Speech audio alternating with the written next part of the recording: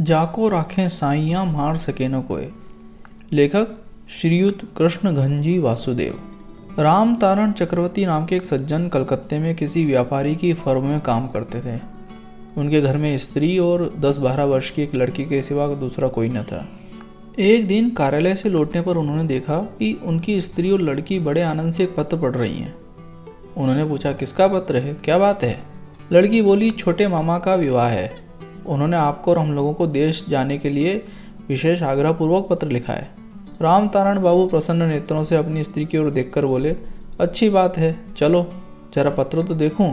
इतना कहकर वे पत्र पढ़ने लगे। राम तारण बाबू मालिक से कुछ दिनों के लिए छुट्टी लेकर देश जाने की तैयारी करने लगे। विवाह उत्सव में जाने के लिए उन्होंने सारे गहने तथा अच्छे अच्छे कपड़े साथ ले लिए। हावड़ा स्टेशन पर जाकर यथा समय ट्रेन पर सवार होकर वे देश की ओर चले। देश यानी कि होम टाउन आप कह सकते हैं, या जिस भी गांव या शहर से निकले हैं। तो राजस्थान और कुछ क्षेत्रों में उस जगह को गांव जाने की बजाय यह कहा जाता है कि देश जा रहे हैं, अपने देश जा रहे हैं। इस तरह से जिस स्टेशन पर उन्हें उतरना था वहाँ गाड़ी दोपहर को पहुँची। स्टेशन से उनकी ससुराल 11 मील दूर थी और बैलगाड़ी के सिवा वहाँ जाने के लिए दूसरी कोई सवारी न थी। राम तारण बाबू एक बैलगाड़ी भाड़ा करके भगवान का नाम लेकर चल पड़े। गाड़ीवान उनके साथ तरह तरह की बातें करने लगा और सरल हृदय राम तारण बाबू ने भी निष्कपट भाव से सारी बातें उससे कह डाली।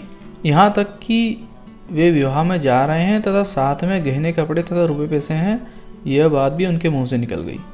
बैलगाड़ी धीरे धीरे एक वन के बाद दूसरे वन, एक मैदान के बाद दूसरे मैदान को पार करती हुई चली। इतने में गाड़ीवान ने एक नदी के किनारे पहुंचकर गाड़ी को रोक दिया।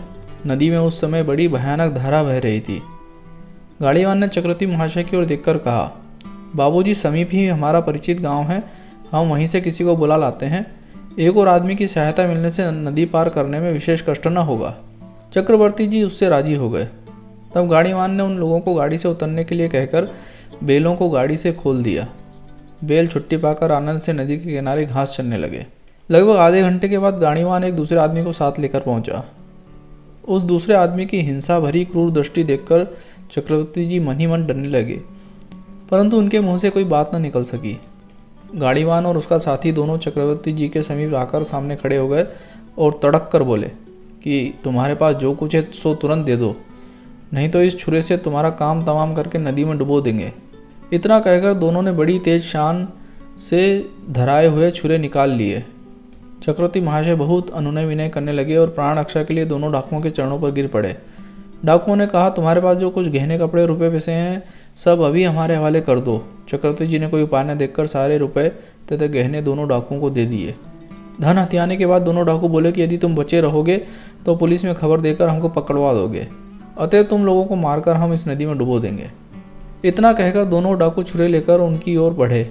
चक्रवर्ती जी और उनकी लड़की प्राण के भय से भयभीत होकर रोते रोते विपद विदारण भगवान मधुसूदन को जोर जोर से पुकारने लगे। डाकू छुरों में भौंकने जा ही रहे कि अचानक एक अघटन घटना घटी।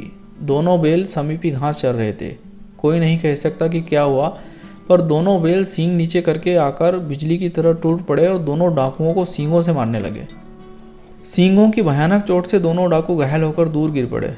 जहाँ जहाँ सींग लगे वहाँ से बहुत जोर से खून बहने लगा। वे वेदना से छटपटाते हुए मिट्टी में लौटने लगे। सहसा इस अद्भुत घटना को देखकर चक्रवर्ती महाशय, उनकी स्त्री और लड़की विस्मय से किंग कर्तव्य विमूढ़ होकर पत्थर के समान स्तब्ध रह गए। इसी बीच उसी मार्ग से दूसरे राही आ निकले। उन्होंने इस भीषण दृश्य को देखकर चक्रवर्ती महाशय से पूछताछ की। चक्रवर्ती जी ने निष्कपट भाव से सारी बातें कह डाली। उन राहियों में एक आदमी चौकीदार था। वह उसी समय उन दोनों डाकुओं को बांधकर थाने में खबर देने चला। चक्रवर्ती जी ने दूसरे राहियों की सहायता से एक दूसरी बैलगाड़ी ठीक करके अपने गंतव्य स्थान की राह ली। अदालत में मुकदमा चलने पर दोनों डाकुओं को कठोर कारागार का दंड मिला। चक्रवर्ती जी ने बहुत प्रयत्न करके उन दोनों बैलों को खरीदकर अपने घर में रखा और उनकी सेवा की। इसके बाद जब कभी भी कोई इस घटना के विषय में उनसे पूछता तो वे भक्ति से गदगद चित्त होकर कहते कि कौन कहता है भगवान जीव की व्याकुल प्रार्थना नहीं सुनते, नहीं तो उनके बिना इन दो अबोध प्राणियों यानी कि बैलों को दोनों डाकुओं का दमन करने के लिए किसने प्रेरित किया? ये यंत्र हैं, वे यंत्री हैं। इतना कहकर चक्रवर्ती महाशय भावावेश में रो पड़ते हैं। यह वीडियो आपको कैसा लगा? इस वीडियो के कमेंट बॉक्स में लिखकर हमें जरूर बताएं। इस वीडियो से संबंधित पुस्तकों का विवरण व अन्य जानकारी के लिए कृपया वीडियो का डिस्क्रिप्शन देखें। अगर अभी तक आपने हमारा चैनल सब्सक्राइब नहीं किया है तो सब्सक्राइब बटन पर क्लिक कीजिए और साथ ही बेल आइकन पर भी क्लिक कीजिए, जिससे कि हमारा कोई भी अगला वीडियो आपसे छूट ना पाए।